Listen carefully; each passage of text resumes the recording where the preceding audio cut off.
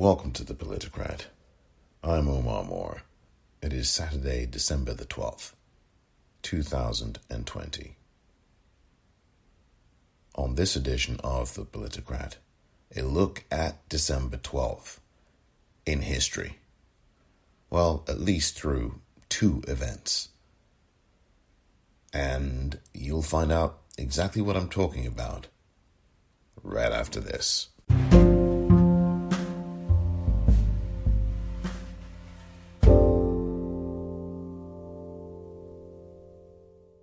December 12th has been, I guess in history, a very infamous date on the calendar.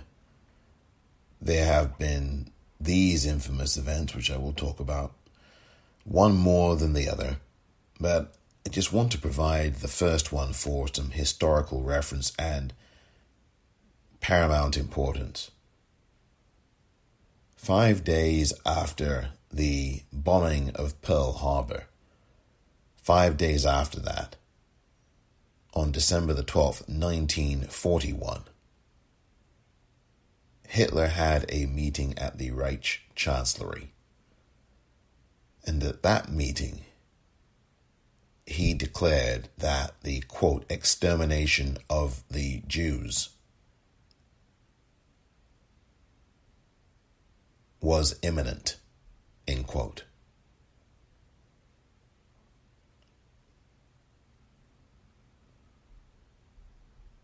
Hitler was on his way to destroying and genociding millions of Jewish people. That declaration was made on December 12th, 1941. Now, Hitler said that, but look, Jewish people were being genocided even before 1941. And quite frankly, the United States turned a blind eye and a deaf ear to it all. And it wasn't until the attack on Pearl Harbor, 5 days before December 12th, 1941, that the United States decided, oh, well, we got hit, we better get involved here. And FDR got involved. Now, it's not a secret, it's actually an open secret that FDR and many others were well aware of what was happening to Jewish people across Europe and particularly in Germany and elsewhere. It was everybody knew. And FDR was very, very slow indeed to act, to stop what was going on, to stop these genocides of Jewish people. December 12th, 1941 was an infamous date, and it was a further exclamation point on the evils of Hitler and the genocide that he was perpetrating across Europe, and doing so with blinding speed. Some 13, maybe close to 14 million people, 6 million of them Jewish, were completely and utterly genocided. People do not want to talk about this, but it must be talked about. December 12th, 1941, that declaration by Hitler. That declaration that said, we must and we will do this to Jewish people. Well, he didn't say it like that. That declaration was again an exclamation point. And we must never, ever, ever forget. And more than that, as I say, and as Jewish people around the world say, never again.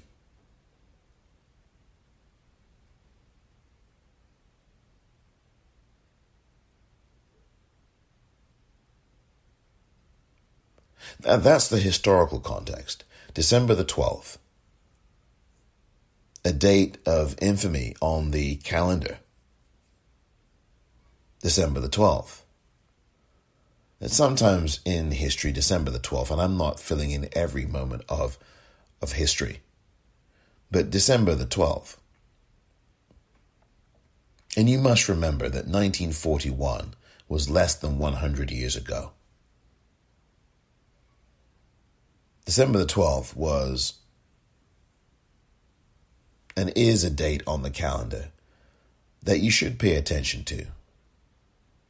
In 1987, the December 12th movement was founded in New York City by a group of activists, black activists and Pan-Africanists who started December 12th movement, which is a movement that started by Viola Plummer, Alombre Brath, and others, Sonny Carson. Those are all New York City activists. Two of them have passed away, Alombre Brath and Sonny Carson, both of whom are, or I should say were, Pan-Africanists. And that movement, the December 12th movement, and many people in New York City will know this.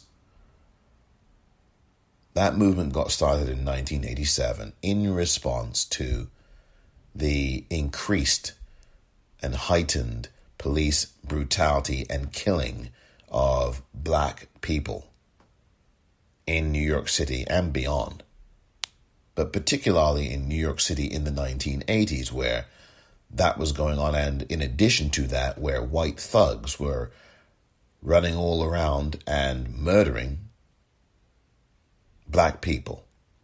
In the 1980s in New York, there were a spate of attacks, murders of black people, both by police and by white men who murdered.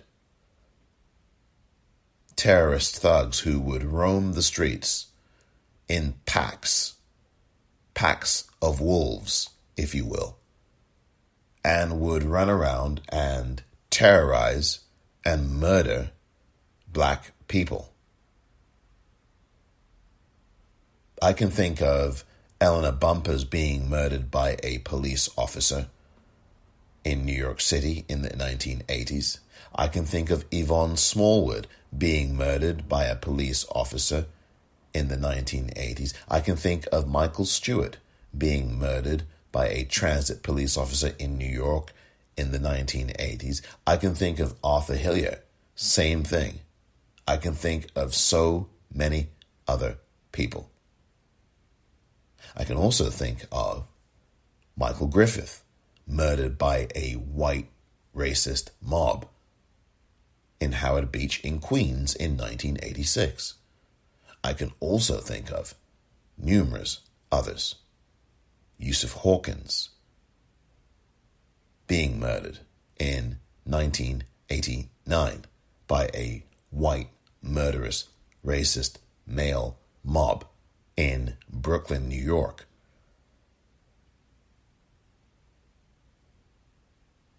There are so many other people that I didn't mention in New York City alone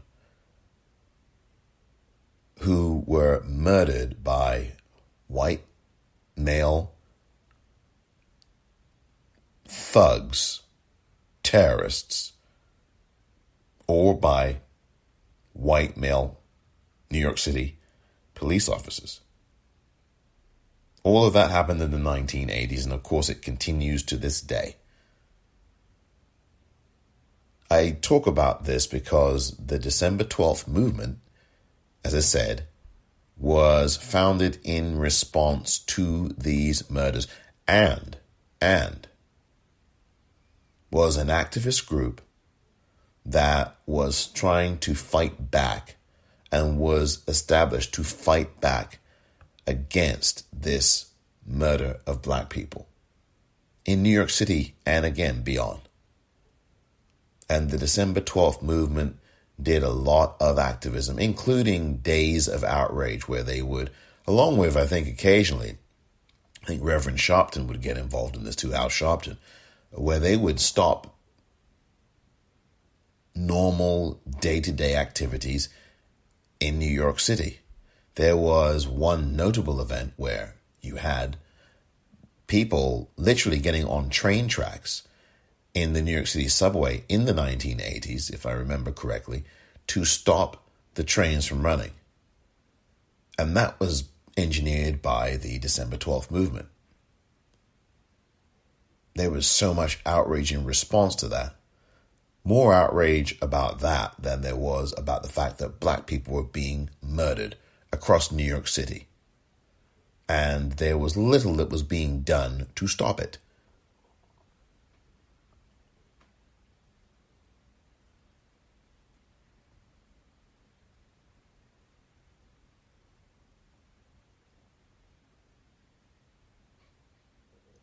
So 1987, December 12th, 1987, was an important day. I remember you had Reverend Herbert Daughtry, for those of you who are New Yorkers who know him. You had Reverend Calvin Butts also, to a degree as well, with that, at least interfaced with that movement from time to time of the Abyssinian Baptist Church. You had Father Lawrence Lucas, a part of the December 12th movement as well. So those of you who are attuned to New York City political history will be well aware of that movement, which I believe still exists. As I said, two of its seminal members have passed away since. As I said, Sonny Carson and Alombe Brath. Again, I am providing these events with a sense of history to mark what this date means. Now, of course, I'm not saying that there aren't some more rosier parts of history when it comes to the date of December 12th on the calendar. I would never, ever say that to you. But what I will say is that the reason this episode is being done on this day, December 12th, because I want to get to two more current episodes that really kind of are very consequential as well, in addition to the two that I have already outlined here.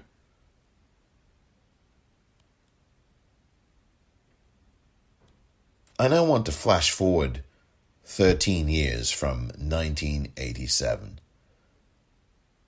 to the year 2000. And 20 years ago today, and it was a Saturday if I remember it correctly, December the 12th, 2000, you had Bush v. Gore. Bush v. Gore in the U.S. Supreme Court. And the U.S. Supreme Court decided Bush v. Gore after some 30 plus, maybe 35 days or so, after the 2000 general election.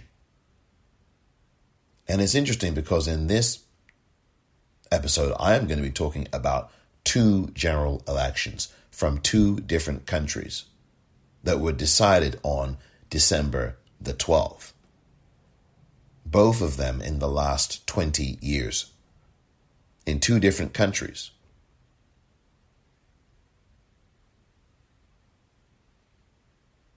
I'm just going to get you warmed up on this Supreme Court because I think this has to be broken down into, well, at least a couple of pieces so that this is as digestible as it can be, yet also conveying the really serious aspects of what was being done and the consequences of what was being done.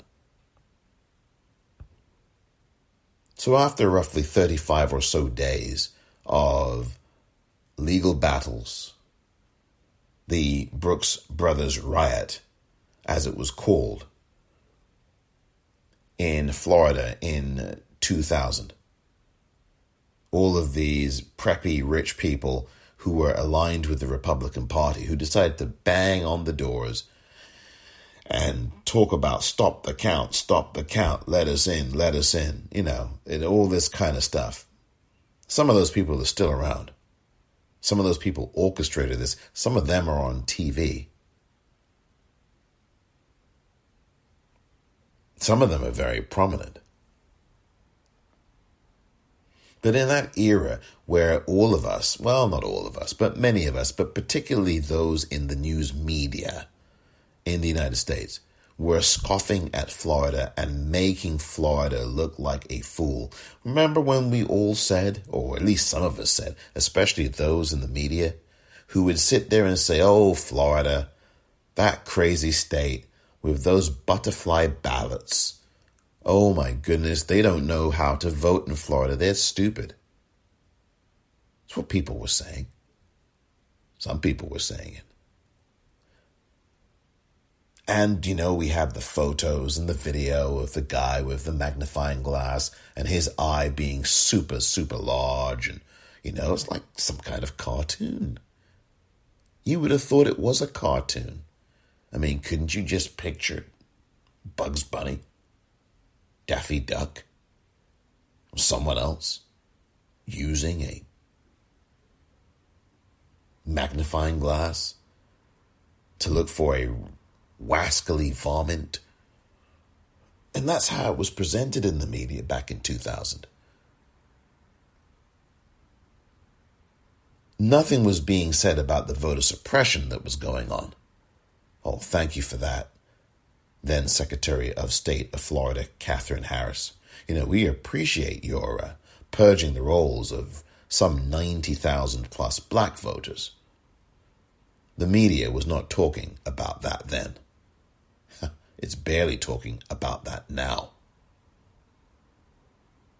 And Jeb Bush, then the governor of Florida, and his little role in all of that.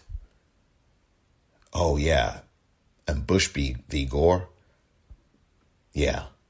The Bush in Bush v. Gore is related to Jeb Bush. The guy that went on to start 2 wars, at least one of them being illegal. That Bush who really should have been brought up on war crimes charges and should have been impeached. But, Obama said, no, we're not going to look back at that. That Bush was George W. Bush. That's the Bush now who's actually being remembered fondly by some in the news media, by many in the corporate news media, and by the way, by some on social media. Oh, isn't it lovely, George W. Bush? Never mind the million Iraqis that he murdered. Never mind the, I don't even lost count now, 8,000, 9,000, 6,000 U.S. service personnel that he has killed with his lies. Never mind that.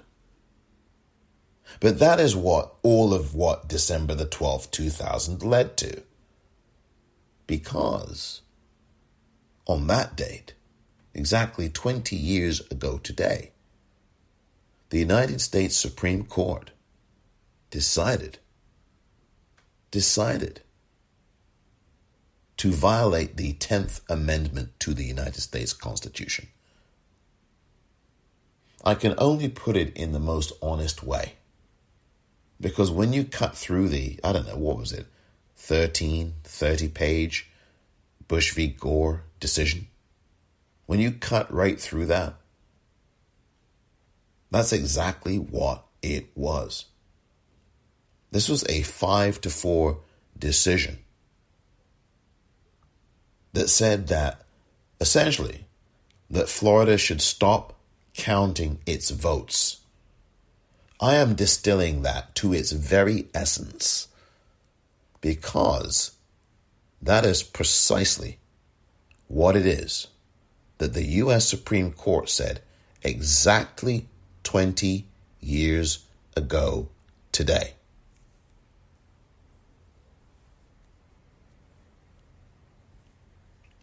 That is a very dangerous thing. The United States Supreme Court deciding a presidential election, which is exactly what it did exactly 20 years ago today on December 12th, 2000. This really was part of a coup of institutions and a coup of a nation done by the Republican Party with a lot of help. George Bush's father, Poppy Bush, had friends on the Supreme Court, William Rehnquist, who was then the Chief Justice.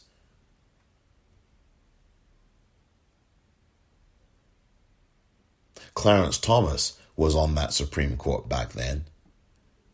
Poppy Bush put him on the Supreme Court in 1991. In other words, the fix was in. There were more Republican voices on that court. In fact, there hasn't been a predominantly Democratic court in the United States since the 1950s, if you can believe it. The 1950s, when Brown versus Board of Education of Topeka, Kansas was decided. That was decided in 1954. That was basically the last time that you had a majority Democratic United States Supreme Court. And here we are almost 70 years later. Well, I'll get to the year 2020. Believe me, I will. I'm getting there. But what I want to do is talk about this date, December 12th, and I'm doing that with this Supreme Court case because this was a very deeply troubling and disturbing, to say the least, development 20 years ago. And I remember it specifically. I was watching every day of this for 36 days. Every day of it, and a student of law, an attorney, I'm watching this. And I was thinking, imagine if I had been told in law school that this case was a case that was something that we should really live by. I mean, this case absolutely upset the apple cart. And that's putting it very euphemistically. Because as I alluded to just a few minutes ago, this was part of a coup. This was the tyranny of an institution. And I'm going to talk about that again a little bit later. And why there is something really important to open our eyes to about all of this. This was a coup 20 years ago today of an election, a takeover. Hadn't been the first time that we've seen this. Oh, it may have been the first time that the U.S. Supreme Court got directly involved. But we saw this in 1876 with the Rutherford B. Hayes, Samuel J. Tilden compromise, the one where there was a very, very close election. It was essentially decided in the House of Representatives in Congress, and the agreement was that you can have the election, Rutherford B. Hayes, but you have got to put Southerners in your cabinet. You've got to pull out all of those federal troops out of these southern states.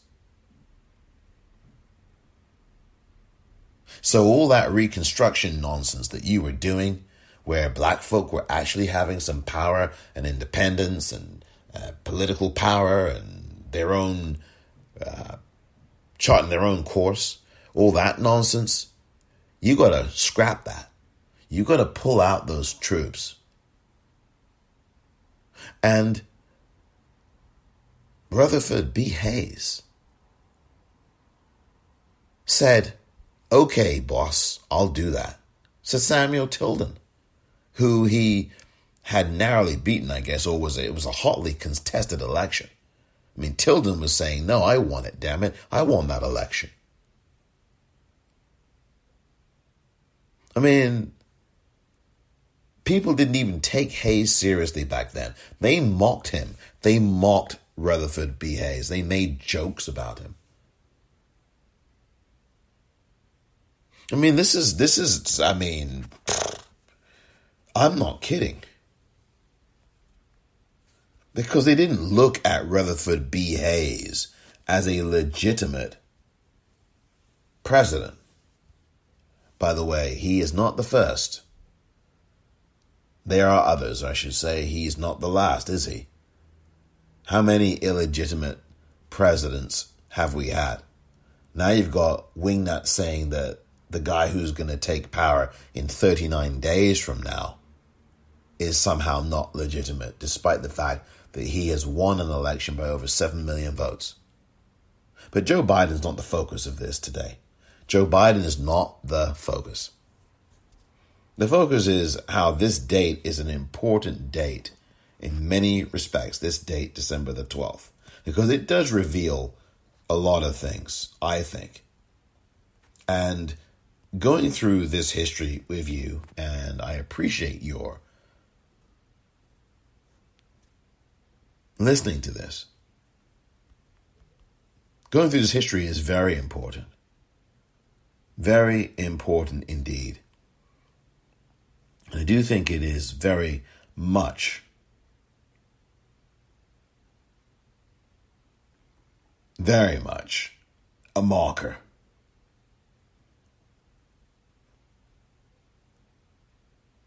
You have to understand something here. Rutherford B. Hayes was a Republican.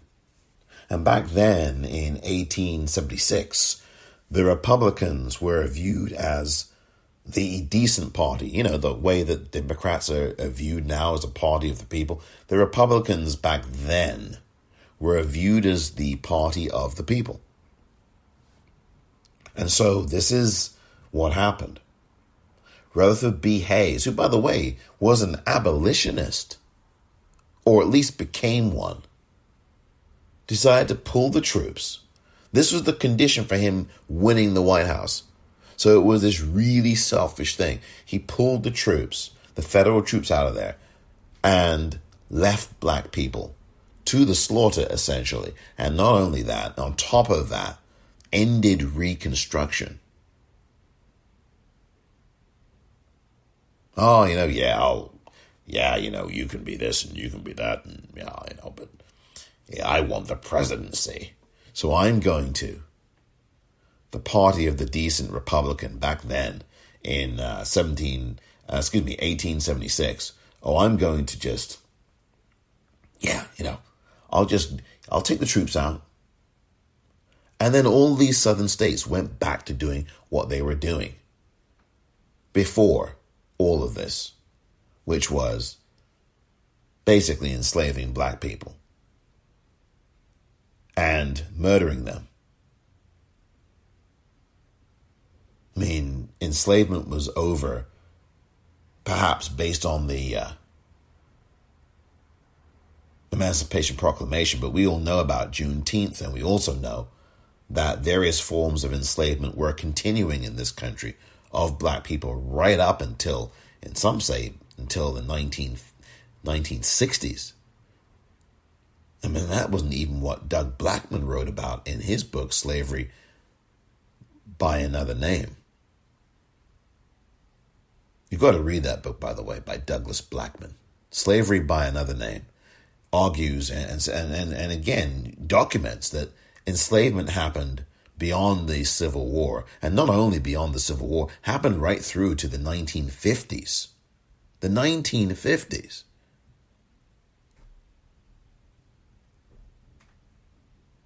But I cite Rutherford B. Hayes versus Samuel J. Tilden for a reason. Because it's part of this continuance of a sense of tyranny in this country, the United States.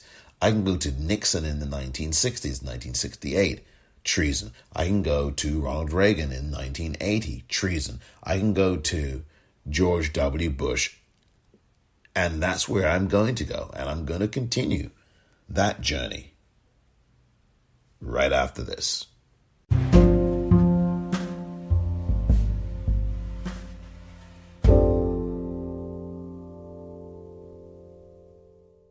Welcome back. Institutions are only as strong as we make them, and there are numerous people who have argued this, and I totally agree with them. I really do. But in many respects, the United States Supreme Court has been one of those places that has made some of the most atrocious and inhumane decisions in its entire existence. I can go back to 1896 or thereabouts with Plessy versus Ferguson, or maybe Dred Scott around the very same time. I can go back to decisions like Korematsu versus the United States. I can go back to numerous other decisions that would make a person with an ounce of humanity retch in horror. I can go back to as recently as just 10 years ago with Citizens United in 2010. We are coming up on the 11th year anniversary of that fateful decision that has us where we are now in politics when it comes to money. But I want to stick with this one from exactly 20 years ago today, Bush v. Gore. Why?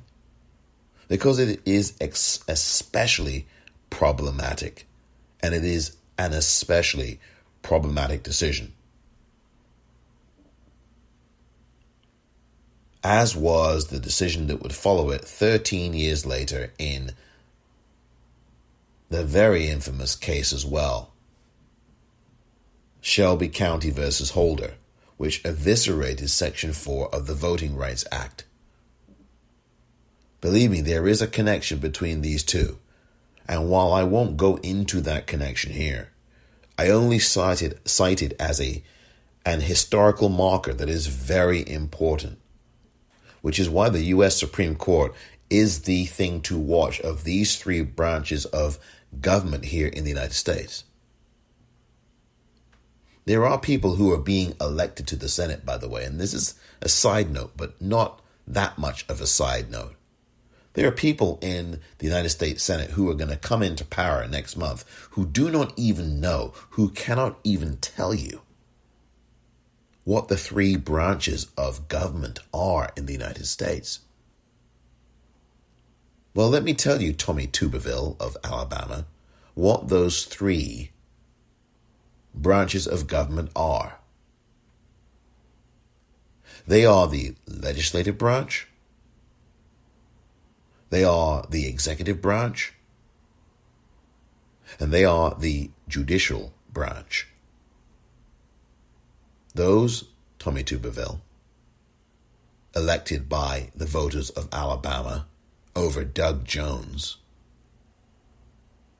who fought against the Klan and prosecuted the murderers of 4 little girls who were murdered in the 1963 bombings in the church at the 16th Street Baptist Church. That, Tommy Tuberville, for your edification, serves as a lesson. Those are the three branches of government which you could not get correct. If you had to take a civics test, Tommy Tuberville, do you think you would pass that test? If it meant that you had to, in order to become a United States Senator, pass a test on civics, do you think that you could do that?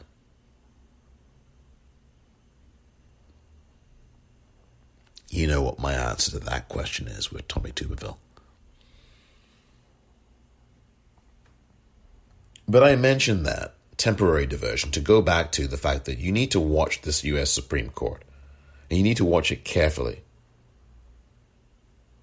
And the investment of Mitch McConnell is in judges. He has blocked judges. The Supreme Court comes into play again in 2016 when President Obama had a vacancy on the Supreme Court, or rather the Supreme Court had a vacancy. And as per the Constitution and its Article 2 powers, the president had the right to name a Supreme Court justice, and the Senate, under its Article 1 powers, had the right and had to provide advice and consent, a hearing of that presidential pick, and a consent about it, one way or the other. That was not afforded Merrick Garland. When Antonin Scalia, who, by the way, was a member of that United States Supreme Court on December 12, 2000, passed away in February of 2016, President Obama, within a few weeks, and not just the 1.5 hours that Mitch McConnell announced on Twitter that he was going to fill the seat of the dearly departed, literally an hour and a half after her passing, the passing of Ruth Bader Ginsburg, Justice Ginsburg, when within an hour or so, an hour and a half, he was on Twitter, was Mitch McConnell, reminding his, parading to his Republican friends that don't you worry, his Federalist friends, don't you worry about a thing. Pretty mama, Stevie Wonder, I am going to swiftly replace the now deceased, hour and a half ago deceased, Ruth Bader Ginsburg. I don't digress so much because all of this is related. So let me jump back just a few years to 2016 when Merrick Garland was named. And Mitch McConnell refused to even listen, to even give Merrick Garland, a Republican, I might add, a hearing. Refused. He wasn't given the courtesy. In fact, Mitch McConnell, the senator, the Republican from Kentucky, the Senate Majority Leader, has been for a number of years now, violated his Article 1 duties as prescribed by the United States Constitution. And what that Article 1 says is that the Senate shall is mandatory, provide advice and consent on the picks of a president. Now, I'm paraphrasing that. But if you look at Article 1, that is what it says if you go through the text. I really want to be clear about that. You can find, and I'll link to this so that you can read it for yourself. But these are the things where institutions get violated, they get trampled on by men and women. I can give you a really quick example. Look at this year when one Emily Murphy decided that it would be a really good idea to hold up a transition. And she had all the power to grant the transition, just like previous people in the GAO office, or whatever that office is called. General Accounting Office or something. Everybody who had been in her position prior had granted the transition, it was their own independent power to do so.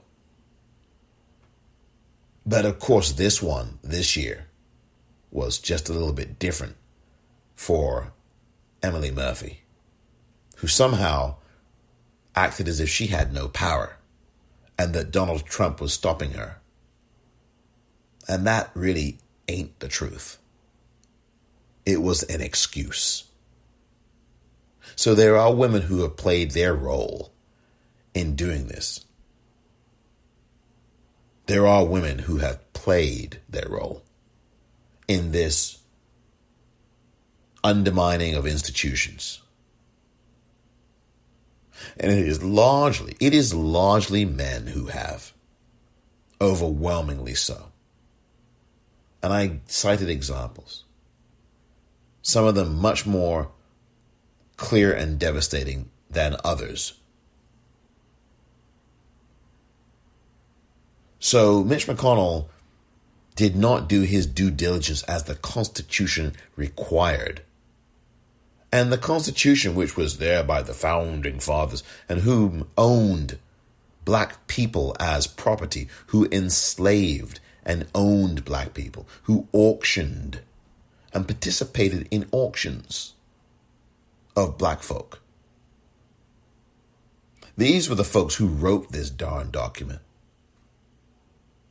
The document that also provided that black folk were 3/5 of a human being. This is part of the 3/5 compromise. And I've had guests on like the racial justice attorney, Judith Brown Dianis, who's talked about this, who've mentioned this. But I want to say to you that this in 2000 was not the first time, 20 years ago today. And to get to the nuts and bolts of things, in 2000, on December 12th, the United States Supreme Court decided that Florida had to stop this count, violating that 10th Amendment. And the 10th Amendment in the Constitution, the 10th Amendment says, the power is not delegated to the United States by the Constitution, nor prohibited by it to the states, are reserved to the states respectively, or to the people.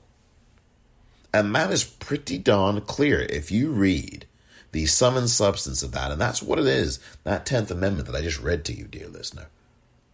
It's unmistakable. That is the classic Republican, classic Federalist states' rights argument. Oh, but nobody paid attention to states' rights on December the 12th, 2000. At least not those in the majority of the United States Supreme Court. No, they didn't do that. They trampled on states' rights. They trampled specifically on Florida's rights to count their votes. And if that is not a destruction of any semblance of small d democracy, I don't know what is. This was so blatant. George W. Bush had claimed, I will be irreparably harmed if these votes get counted. What?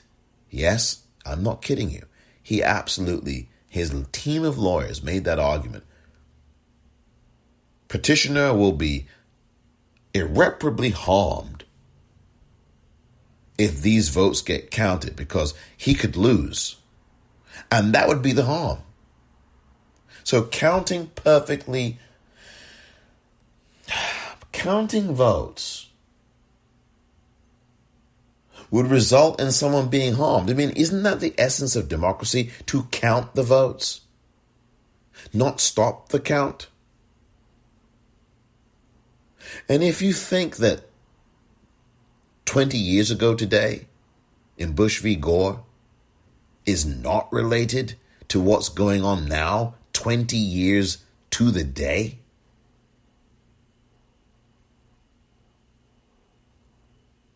where Donald Trump is telling, and has been for the last God knows how many weeks now, telling people to stop counting votes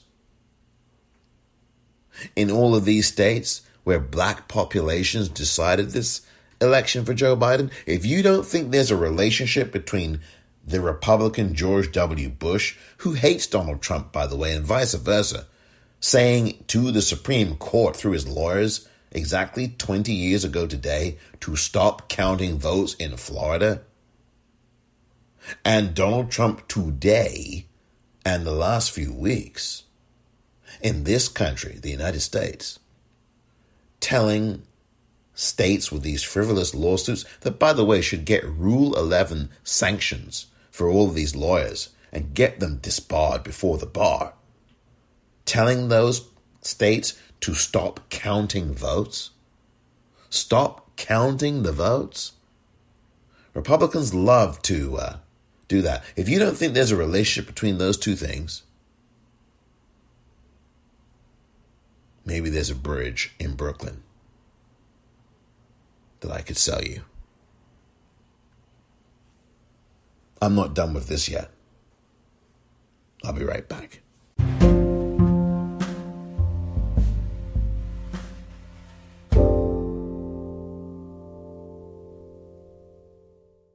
Welcome back. And I'm paraphrasing here. James Baldwin once said that we are our history. And that if we pretend otherwise, we literally are making criminals of ourselves.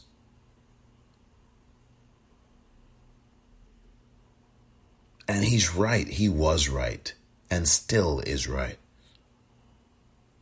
So I want to get to really the conclusion of this particular portion of what I've been saying here about the United States Supreme Court on December the 12th, 2000. As we are on the 20th anniversary of a very, very dangerous Supreme Court decision, along with the other very dangerous ones, some of which I have mentioned and enumerated here on this episode. George W. Bush was saying, because there was a recount going on in Florida, and George W. Bush was saying through his lawyers to the court the day before, but the point is that was the thrust of his bringing this to the U.S. Supreme Court. Well, if these votes continue to be counted, God forbid the democratic process continue.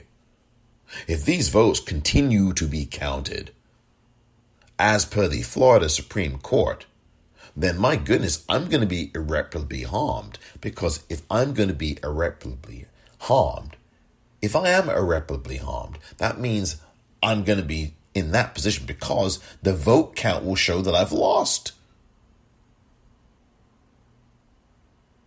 So the Supreme Court said, okay, you're right. We're not going to continue to count the votes. In fact, we're going to tell the Florida Supreme Court that its methods are flawed and wrong, and we, therefore, are going to say stop.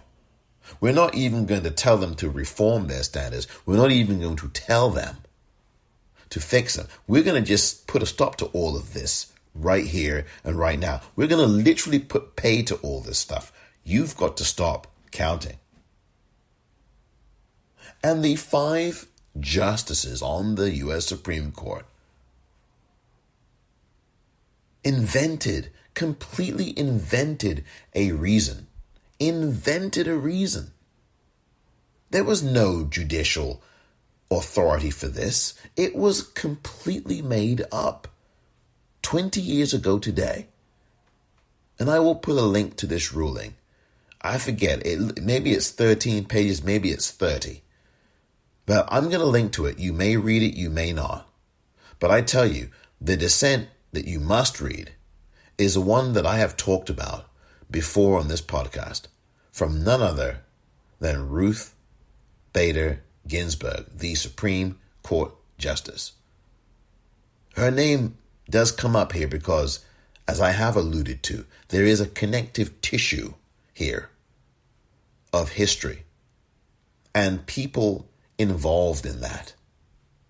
Just as I made the connection between George W. Bush and Donald Trump, both saying, stop counting votes, enemies of democracy, one of whom started a war in Iraq. In fact, it wasn't even a war because Saddam Hussein did not do anything to the United States and was not an imminent threat.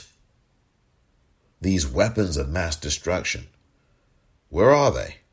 Oh, under the table? Are they over here? Barney the dog. Barney, have you seen them? I mean, that was the joke, and I told you this earlier this week. That was the joke that was being perpetrated and expressed during a White House Correspondents' Dinner. You can go look it up. You will see the video yourself of George W. Bush in slides looking under a table for the weapons of mass destruction he lied about that led to the murders, the deaths of 1 million Iraqis and led to the deaths of thousands of American service members who believed in their country, who fought for their country and needlessly died as a result of lies from George W. Bush, who some people are now looking at with reverence. Just like you have someone in the White House now who lied, who told you this year, oh, there's nothing to see here. This virus is just a flu. It'll be over by April. It's one person coming in from China. And on February the 7th, as Mike Pompeo of the State Department was sending 18 tons of personal protective equipment to China, ventilators, masks, gowns, on that February 7th date of 2020, that same date, Donald Trump was talking to Bob Woodward and telling him, oh, Bob, this is a deadly, deadly virus. Oh, my God, this is more strenuous than your everyday flus. It's more strenuous. It's deadly, Bob. Oh, this thing here, Bob. Oh, it's deadly. It's deadly. You can read it. You can hear that tape and you can read that book, Rage by Bob Woodward. I've given away a copy of that earlier this year. And one of the listeners to this podcast notified me that they received a copy of the book. They got their copy of the book, and I'm really glad for that. And that they are avidly reading it, as should you, by the way. But the Cliff Notes version is really encapsulated in that recreation I just did. That's what Donald Trump said to Bob Woodward. Oh, Bob, this is really serious. This is a deadly virus.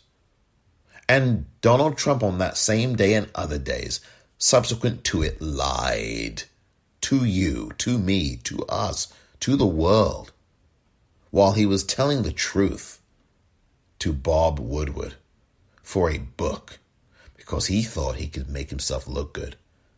So yes, oh, I want to project like I really care. So yeah, Bob, this is really serious. But he lied to us, to you, didn't he? Just like George W. Bush lied. And you know what? 1 million Iraqis died then. And thousands of U.S. service personnel died then. And now, 20 years later, we have almost 300,000 people dead in the United States because of Donald Trump's lies and his deliberate non-action, which is something that is,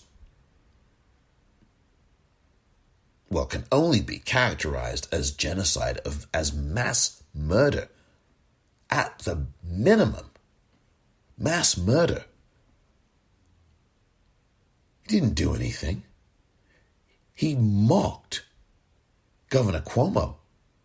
I don't know why New York would need 30,000, 40,000 ventilators. I have no idea, he said, back in April or thereabouts, why they would need that many ventilators. And then ventilators that didn't work were being sent to California.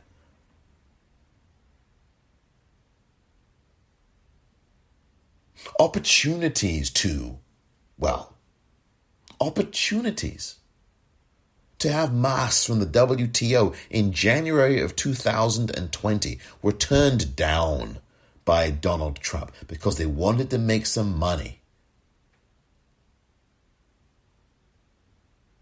The United States Supreme Court in 2000 said that the Florida Supreme Court's model for these votes to continue to be counted on the Al Gore request of a recount, that was not a really good counting system. It was it was fair in theory, but unfair in practice.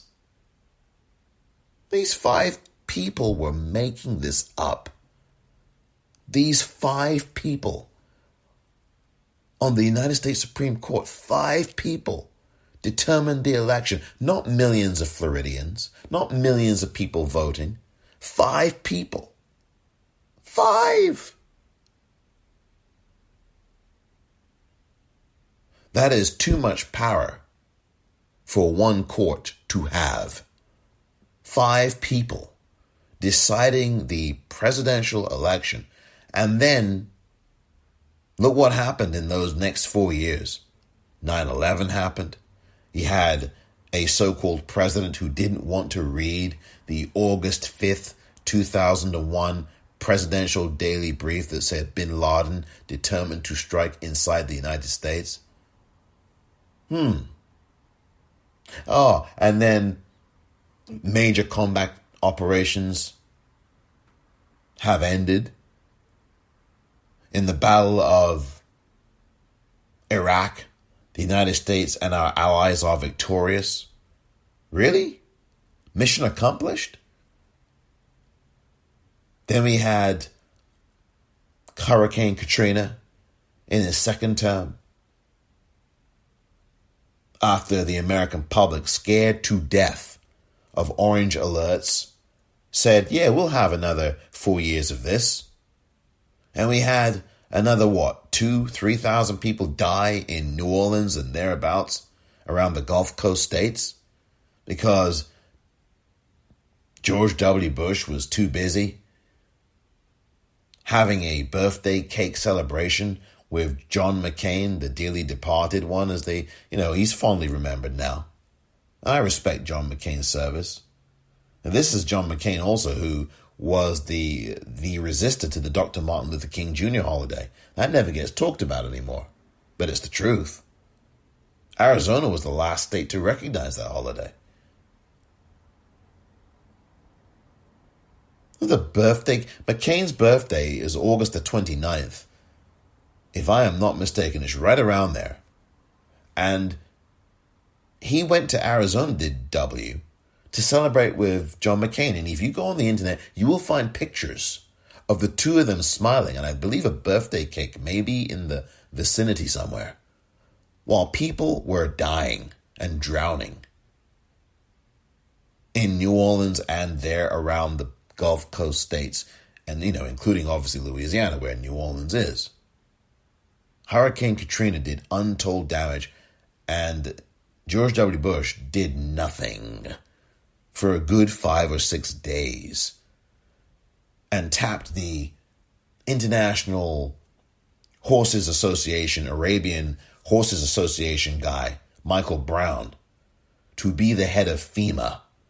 And then he sat on his hands.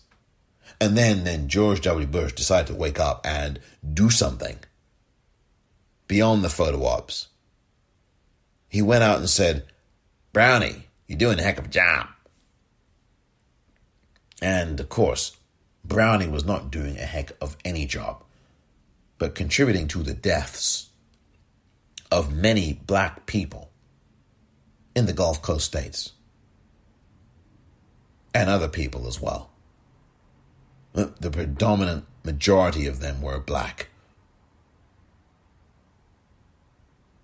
So 5 people deciding an election, a presidential election, is a very, very dangerous and deadly thing. And to invent a rationale like this 20 years ago today. Oh, well, it's unfair. It's fair in theory, but it's unfair in practice. This is absolute rubbish. The Florida Supreme Court had every right to prescribe a method for counting that was going on. And this nonsense about time constraints, well, this would be a real problem for us because it would run up against the safe harbor provision. Safe harbor.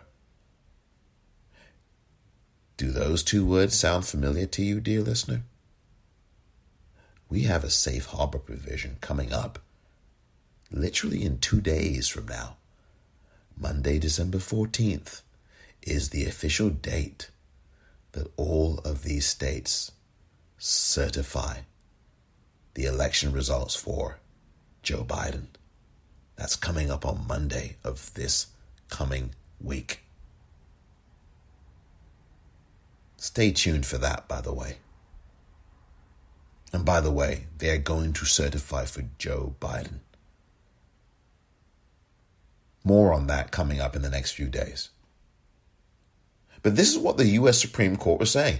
The majority who made this ugly, disgusting, undemocratic coup decision. It was a coup. This was the written version of the coup. This was the sign-off on it.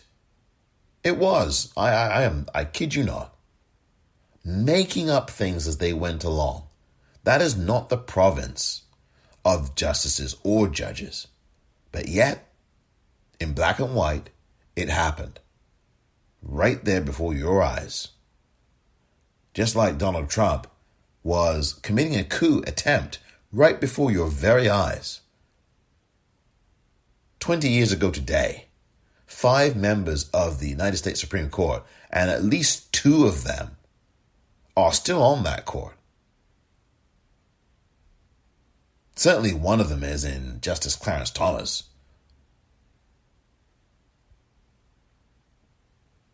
Boy, he's seen a lot, hasn't he? He's seen a lot. Phew. And anyway, this rationale was not one that was legally with any kind of standing at all. There was no standing for this. The claims of jurisdiction for the United States Supreme Court to decide this are absolutely fictional. You're told in law school that these state matters, unless there is something invidious, if there's some kind of invidious discrimination or rational basis test or something, or that rational basis deals with discrimination. But because it's very important when you're dealing with legal terms of art, you've got to be careful because they don't necessarily apply across the board in the law or in any jurisprudence. You have to be very careful about what you're using them for. And I mean, there was no equal protection violation here. I'm going to read you what I think is the most important part of Justice Ginsburg's dissent from 20 years ago today. Quote, I agree with Justice Stevens that petitioners, that's George W. Bush, have not presented a substantial equal protection claim. Ideally, perfection would be the appropriate standard for judging the recount. But we live in an imperfect world, one in which thousands of votes have not been counted. I cannot agree that the recount adopted by the Florida court, flawed as it may be, would yield a result any less fair or precise than the certification that preceded that recount. Even if there were an equal protection violation, I would agree with Justice Stevens, Justice Souter, and Justice Breyer.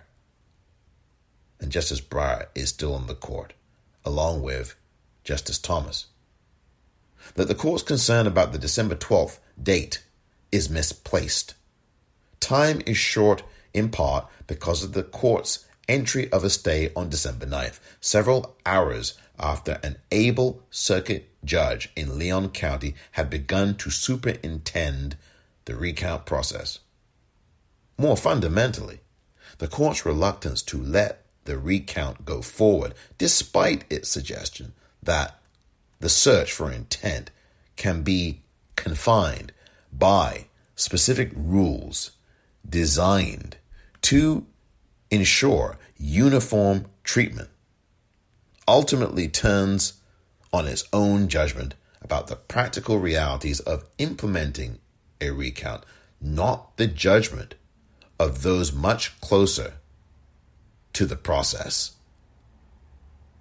Equally important, as Justice Breyer explains, the December 12th date for bringing Florida's electoral votes into 3 U.S.C. Section 5 safe harbor lacks the significance the court assigns it.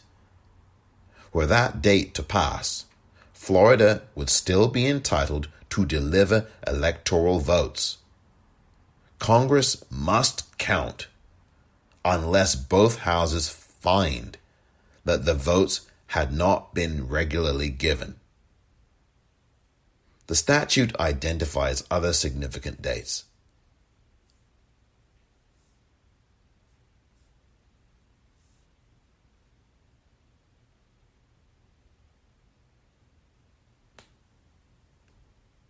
Section 12 specifies the fourth Wednesday in December, this year, December 27th, as the date on which Congress, if it has not received a state's electoral votes, shall request the state Secretary of State to send a certified return immediately. But none of these dates has ultimate significance in light of Congress's detailed provisions for determining on the 6th day of January the validity of electoral votes. Section 15.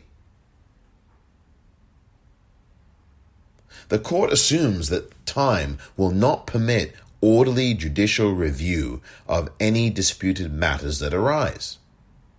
But no one has doubted the good faith and diligence with which Florida election officials, attorneys for all sides of this controversy, and the courts of law have performed their duties.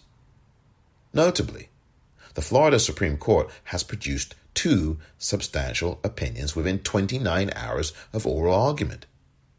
In sum, the court's conclusion, and sum is S-U-M, in sum, the court's conclusion that a constitutionally adequate recount is impractical is a prophecy the court's own judgment will not allow to be tested. Such an untested prophecy should not decide the presidency of the United States. I dissent. That was Supreme Court Justice Ruth Bader Ginsburg, exactly 20 years ago today. Saturday, December the 12th, 2000. One other thing I want to mention here. This from Justice Breyer, who also dissented. And by the way, Justice Stevens and Justice Ginsburg joined this dissent. And also Justice Souter did, in part. These are the 4 justices who dissented.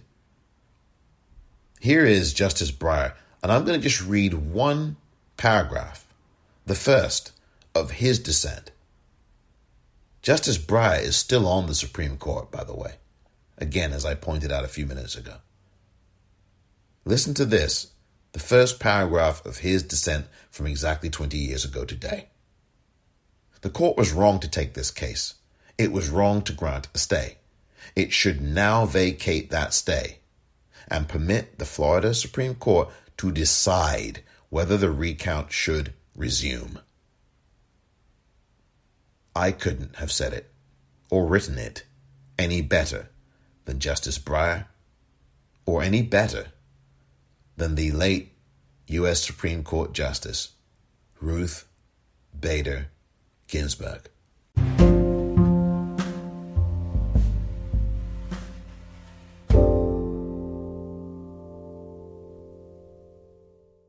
welcome back.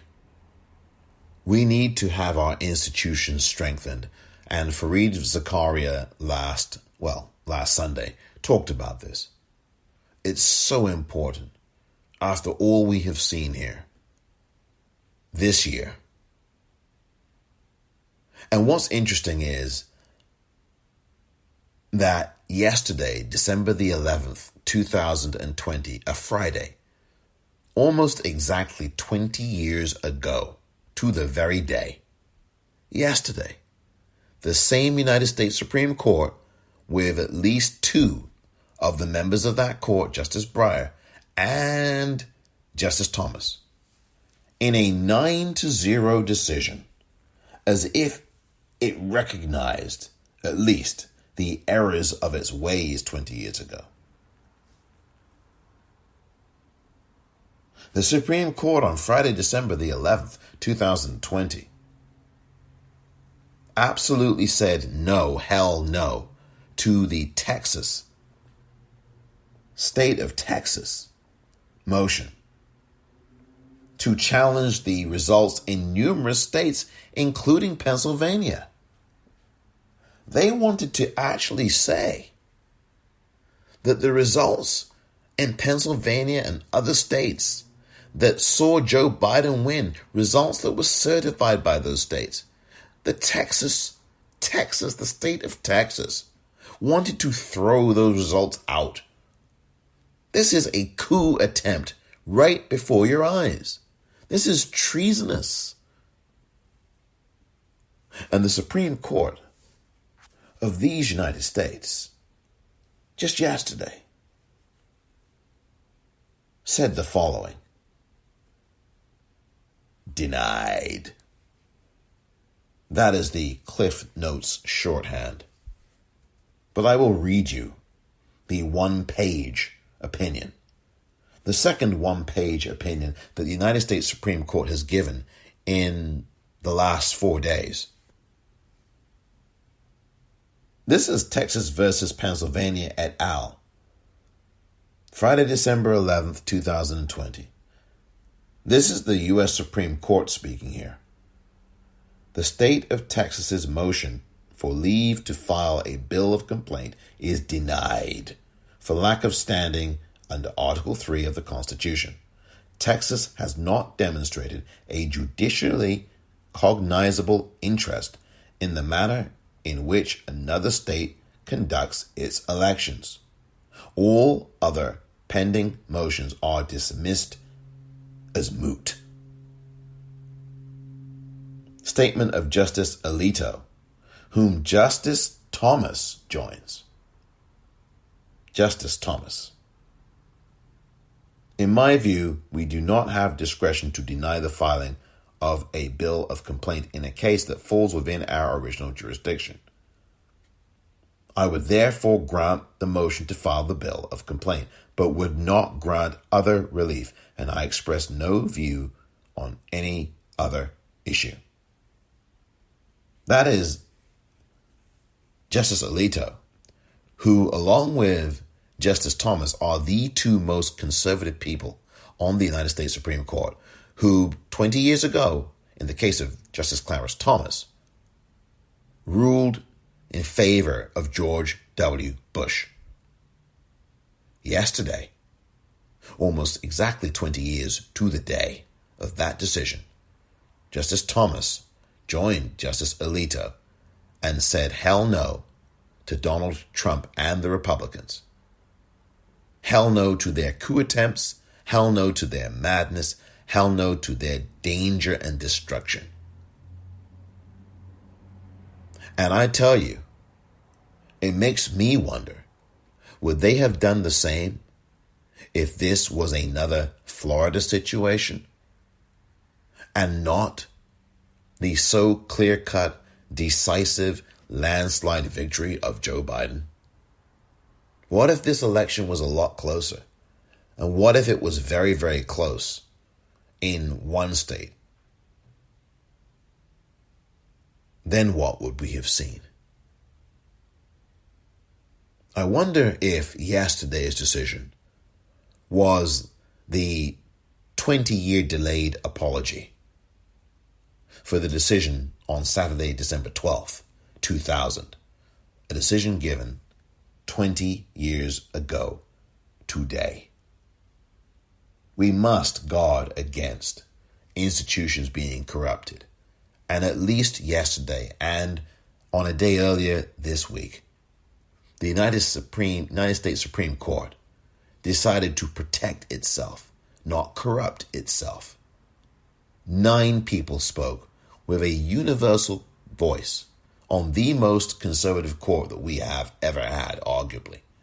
6 conservatives on that 9-member court.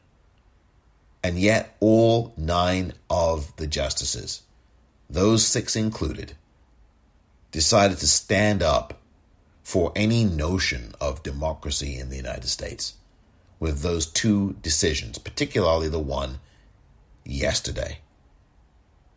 Texas this is tyranny. Texas wants to overturn the results of elections that you and I voted in. They want to overturn those results in those states. What it really is they want to commit tyranny. They want to conduct a coup. And they attempted to. And I think, quite frankly, that the language of what I just read to you in that 1-page decision should have actually had stronger language to put paid to all this treason and coup attempts. Because you know these Republicans will try this again with someone a bit smarter, a bit more retail. A Tom Cotton of Arkansas, for example, who is in the Senate, who this year in the New York Times, I think it was June of this year, was saying, send in the troops, send in the tanks. That was on the op-ed page of the New York Times. And he actually fired people for this at the New York Times, for allowing that filth, that fascism, that Gestapo mentality. They actually fired people. And the New York Times should never have put that column in there in the first place. But they did. Someone sought it fit. It's not about censoring anything. It's about the kind of dangers that America, the United States, is being subjected to. And when Tom Cotton decides to run for president in 2024, we had all best be paying very, very close attention.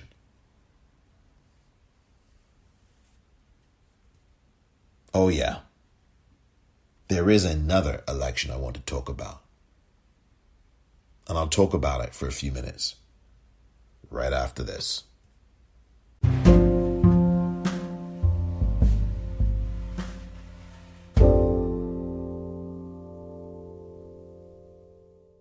We take back control of our money so we can spend millions more every week on the NHS or whatever priorities we want, hundreds of millions. We can take back control of our borders with an Australian-style points-based system so we can bring in people, whether they're scientists or agricultural workers that this country needs. But we can control it. We can take back control of our laws so we can do things in our own way, do things differently and better. Another Brexit referendum means more delay, it means more uncertainty, it means more acrimony and division in our country when this country is aching to move on. On day 1 of the new parliament in December, we will start getting our New Deal through so we get Brexit done in January and put the uncertainty behind us. Let's make 2020 about the people of this country and not about its politicians. Let's get out of the rut of the last 3 years and get on with our work as Conservatives of making this country the greatest place in the world to live. The greatest place to start a family, the greatest place to send your kids to school, to start a business, the place that leads the world in clean, green technology and tackling climate change and greenhouse gases.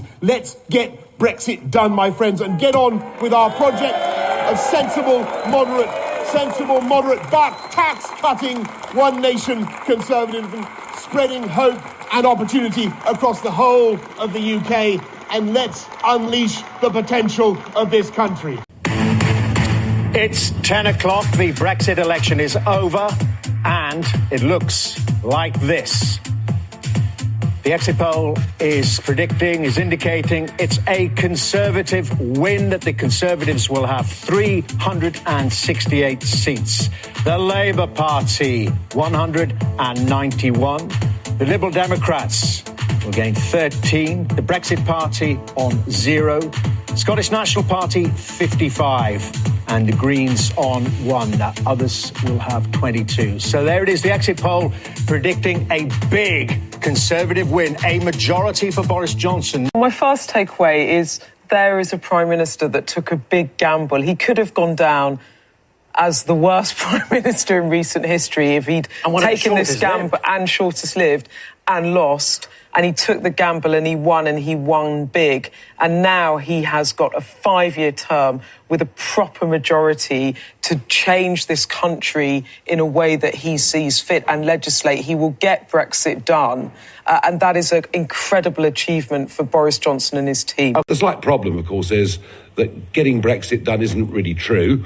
Because if we pass the withdrawal agreement as it is, unamended, then I fear we're in for perhaps up to 3 years of agonising negotiations. Don't you believe him then, Boris Johnson, when he says, this 11 months of transition and whatever happens by the end of 2020, it's out? You don't believe him? You think he'll go for an extension? Well, even if he goes into this with the best of intentions, the problem with the withdrawal agreement is that it puts so much power into Mr. Barnier's hands. And I would have thought they would enjoy seeing our discomfort. Look, I hope I'm wrong. I hope we finish up with a free trade deal. I hope we don't finish up with regulatory alignment on everything from financial services to fisheries. But as it is, the way the withdrawal agreement is worded is, from a Brexiteer's point of view, not satisfactory. You know what? You agree on one thing anyway with my guest. I'm sure you've been watching during the evening, former Speaker John Bercow. And that is John Bercow on the fact, Mr Farage there, saying that passing the withdrawal agreement is not getting Brexit done. Well, we agree on that point, but for pretty different reasons. As I note, the expression on Nigel's face shows he's relieved to discover. My position is to say that they can get the withdrawal agreement through, but there's a huge amount more to be done if Brexit is to become a reality, and that will take several years. I think, to be fair, Nigel's point is that he just very strongly disapproves of the withdrawal agreement because, and he can articulate it for himself, he doesn't think it constitutes a proper withdrawal. That, I think, is and that's obviously where you begin to differ. I mean, I'm always happy to be obliging, Nigel, and to try to advance your own argument for you. Even if I think it is absolute copper-bottomed rubbish. Nevertheless, I'm happy to help to articulate your point of view if I'm invited to do so. At this stage, it does look as though this One Nation Conservative government has been given a powerful new mandate. Well, that's it. Confirmation of the result. The Conservatives have formally won this general election. That was the call exactly 1 year ago today, December the 12th, 2019, when in the United Kingdom, Boris Johnson and the Conservatives had just scored a historic majority, an historic win in the United Kingdom general election. Exactly 1 year ago today, the Labour Party of the United Kingdom got wiped out and humiliated, with the fewest number of seats in the House of Commons since 1935. The Labour Party got just 202 seats, an all-time low since 1935. There was a lot of egg on the faces of the Labour Party, and quite frankly, a lot of members of Labour knew that this was coming, and some of them secretly were happy because the leader of the party, and I had this conversation with Nigel Nelson, the longest serving political editor in Britain, just a few days ago, because the leader of the party at the time, the Labour Party at the time, Jeremy Corbyn, was not well liked by a lot of the moderates. There were audio tapes by Jonathan Ashworth, who at the time I think was the shadow health minister, or an office to that effect, who had said, oh, my friend recorded me and I didn't know. And, I said this, I didn't trust, or I trusted that he wouldn't let this out. And it got leaked. And Ashworth was saying all these uncomplimentary things about Jeremy Corbyn. And by the way, Ashford wanted this out there, folks. Come on now. Jonathan Ashworth is not this big fan of Jeremy Corbyn. But my whole point is that the Labour Party were trounced. This was one of those victories that humbled Labour, wounded Labour, completely wounded Labour. And Boris Johnson won that victory, as Nigel Nelson pointed out earlier this week, on the strength of Get Brexit Done. And what has happened since 1 year on? A no deal that is inevitable. A no deal that will mean that millions of people in England and across the UK at large will be severely hurt by this. People's businesses will die. People's livelihoods will end. People's lives will be at grave risk. I'm not kidding. This Brexit mess has absolutely poisoned the well. And the media are to blame, the right-wing media in England especially, the Barclay brothers, that poisonous Daily Mail and Mail on Sunday. What vile filth that is. Poisoning the minds and the hearts of a lot of people in England in particular. Scotland is a lot smarter on this. They've seen this BS coming for 4 years plus. But if you really want to fool and school a sizable portion of people in England, my native country, all you have to do, aside from putting out the bobs in the right-wing media, like the BBC, because they basically lean right. They always have had the bouquets thrown to the Tories. They've thrown them themselves.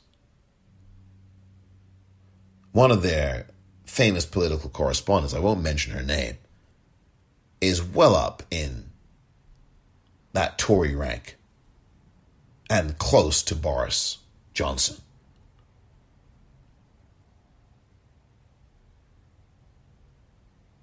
But 3 things you need to do if you want to swindle, con, 3-card Monty, perpetuate a great train robbery.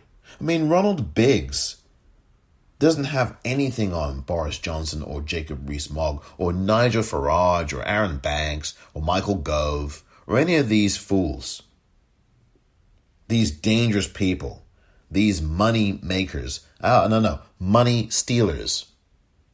These guys are going to be counting their money on the backs of people all over the UK, ordinary people who want their businesses to be the way they were before this monstrosity begins on January 1st. This is a conversation that Claire Pearsall, the Conservative councillor of New Ash Green in Kent, and I were having. We had this conversation a month ago. And we talked about this. She talked about how a no-deal Brexit would absolutely be poisonous.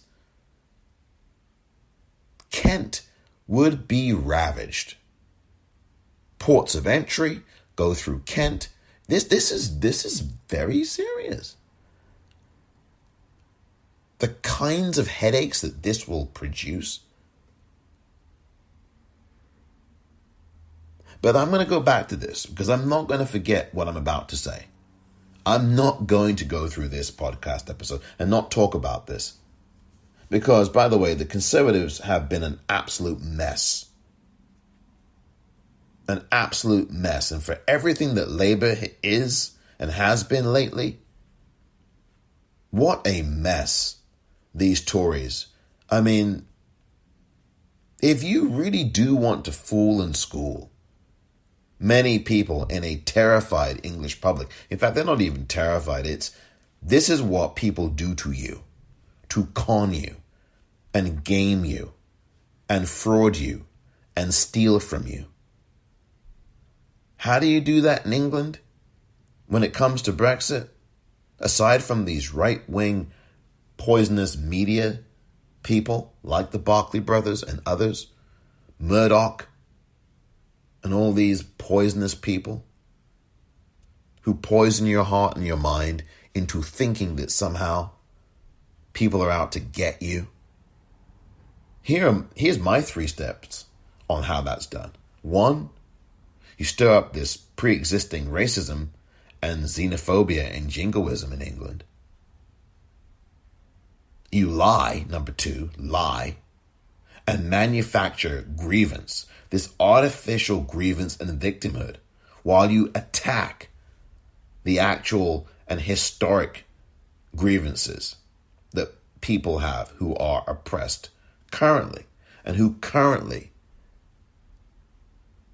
face injustice. You trivialize that. You attack it. You're not grieved. You're not grieved. Oh, that happened a long time ago, you see. Windrush? Come on. What are you talking about?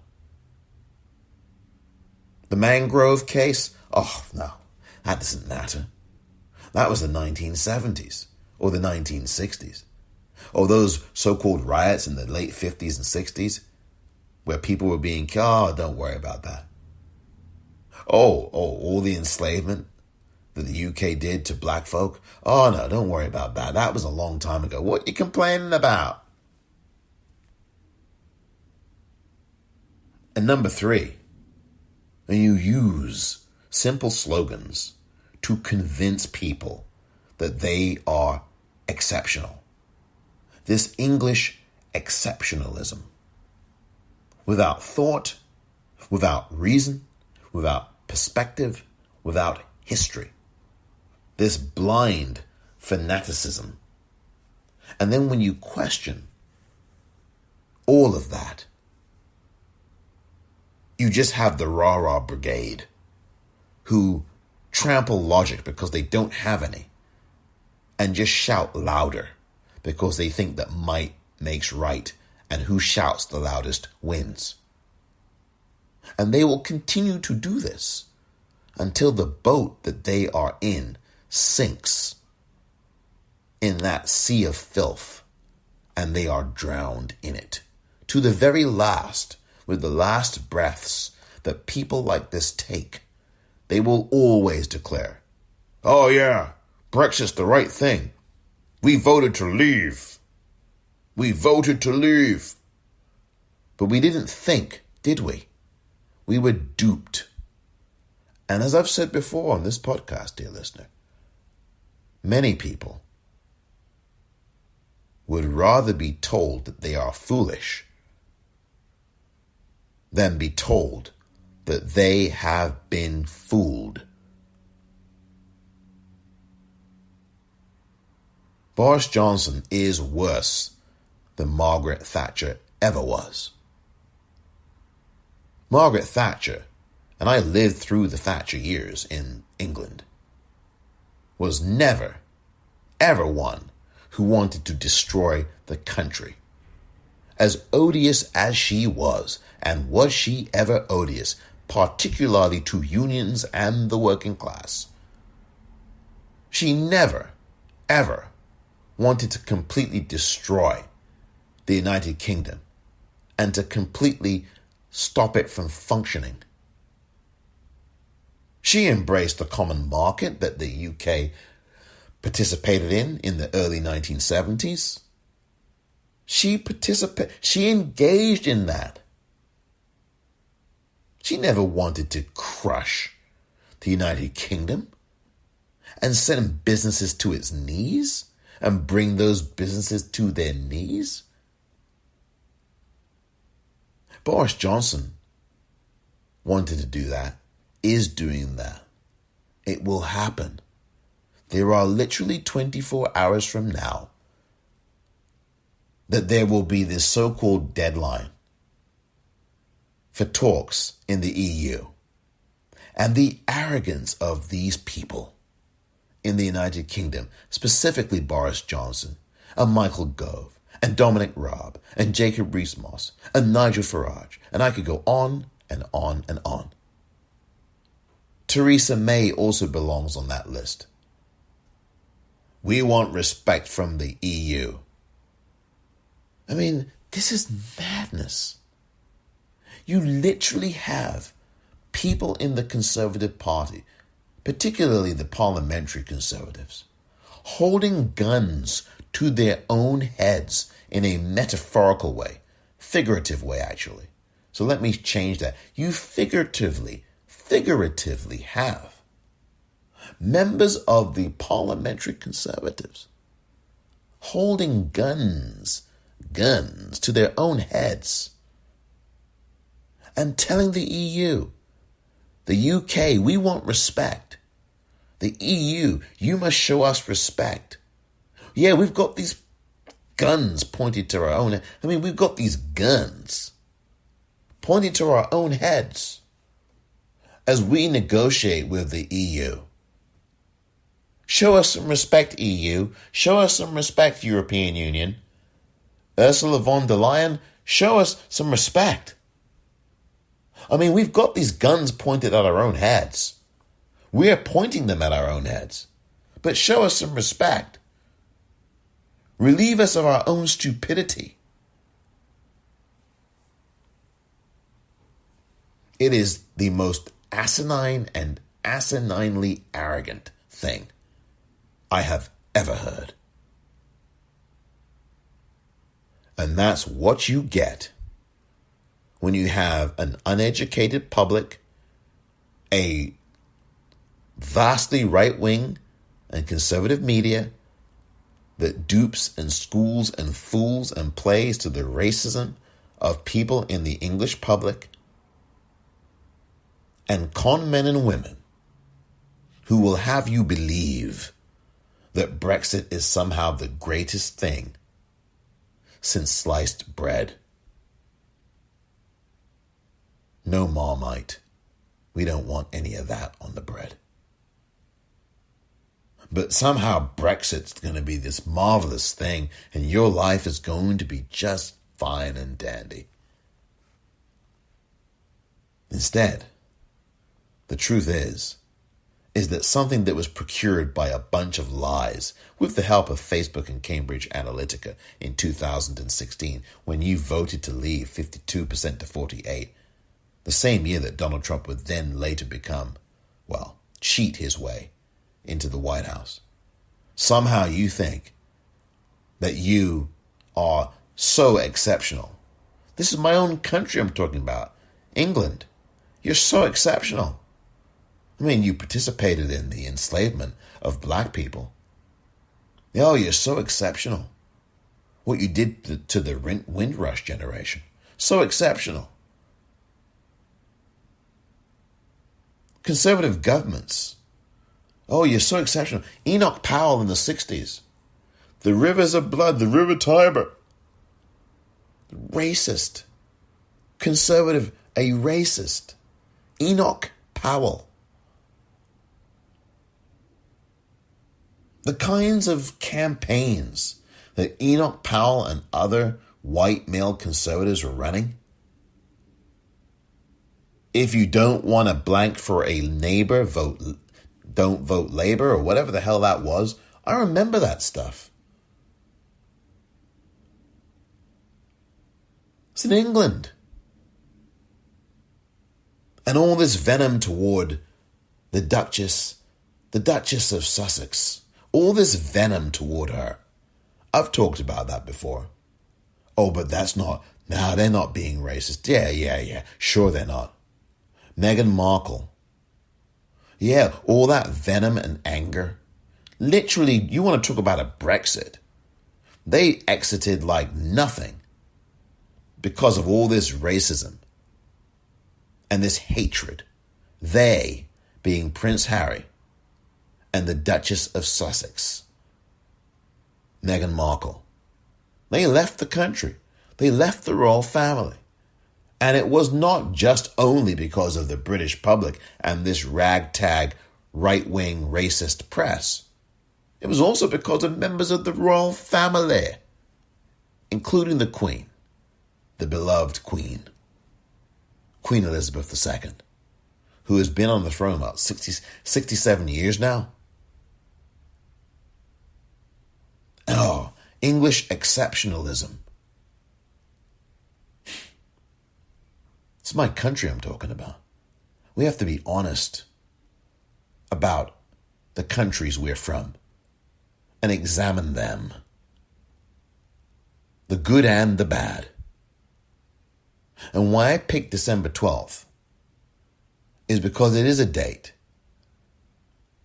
that in history where some things must never, ever be repeated. And in the case of this, 1 year ago today, when people were saying, ha ha, Boris has won, the Conservatives have won, go home, we're going to get Brexit done. Now, 1 year later, what exactly have you accomplished? What exactly have you to be proud of when it comes to Brexit? And for that matter, anything else? You got a tier system, 1, 2, and 3. What a disaster that's been. And now you're going to open up. Oh, we're going to open up all the tiers for 5 days across Christmas. And then you're going to close them down again after everybody gets this virus? Boris Johnson truly is worse than Margaret Thatcher. And I have to say, I never thought I would ever say that there was someone in UK politics in terms of the Prime Minister, that there would be a worse Prime Minister. But Exhibit A is Boris Johnson, who, by the way, speaking of media, was once a columnist for both the Times of London and the Daily Telegraph. And by the way, he wrote 2 columns, one to leave the UK with Brexit, to leave the EU, and one to stay in the EU. True story. By the way, he was fired from the Times for plagiarism. Oh, but that didn't stop the right-wing Daily Telegraph from picking him up, where he could spew his filth and his lies and his hate, the racist things that he wrote about black people, the names he called them. It's all documented. And that guy's the Prime Minister. There is something very poisonous about the right-wing news media in England, and very racist about it, and very misogynist about it, and very anti-immigrant about it. I alluded to this in a conversation last week with Ruth Ben-Ghiat, the historian who has a book out now called Strong Men. I strongly recommend it. Strong Men, Mussolini to the Present. And I had talked about all of these authoritarian people, these dictators, these thugs, these men who had connections to the news media, whether as newspaper columnists or owners. And I pointed out that Boris Johnson, while not a strongman, or certainly not a dictator, certainly not in the mold of people like Hitler, who had his own television and radio station, and people like Mussolini, who was once a newspaper columnist, for example, and Berlusconi in Italy, Silvio Berlusconi more recently, who owned media in Italy. While Boris Johnson is not of that genus, he certainly, again, has a connection with them in the sense that he's using the newspapers, the media, to capture and poison and influence the will of the English public so that it would be easy to massage a cross-section of that public to go along with anything he said. He was a disaster as the mayor of London. But yet, there was an overwhelming victory for him and his party. I wonder if in 4 or so years from now, people in my country and people across the UK would vote these Conservatives in after everything we've seen with this Brexit mess. With their lives in tatters, with businesses not able to operate the same way, with all these complications, passport issues, food issues. The price of food in the UK is going to go through the roof. It's going to go up at least £5 to £10. Watch next year, at the beginning of the year, during a pandemic. I really wonder, and that's just the tip of the iceberg, I really wonder if it is at all possible that the right-wing media could dupe a large cross-section of the English public, in particular, to again vote in Conservative MPs and vote in Boris Johnson if you're in Ruislip, in Uxbridge. I wonder if that would possibly happen again. This English exceptionalism. Oh no. Surely they won't do that in 2023 or 2024.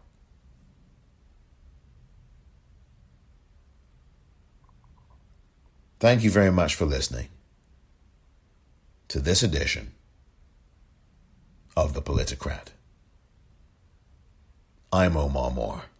And I have always said, no deal is better than a bad deal. But I have also been clear that the best outcome is for the UK to leave with a deal. As I told EU leaders, neither side should demand the unacceptable of the other. Throughout this process, I have treated the EU with nothing but respect. The UK expects the same. A good relationship at the end of this process depends on it.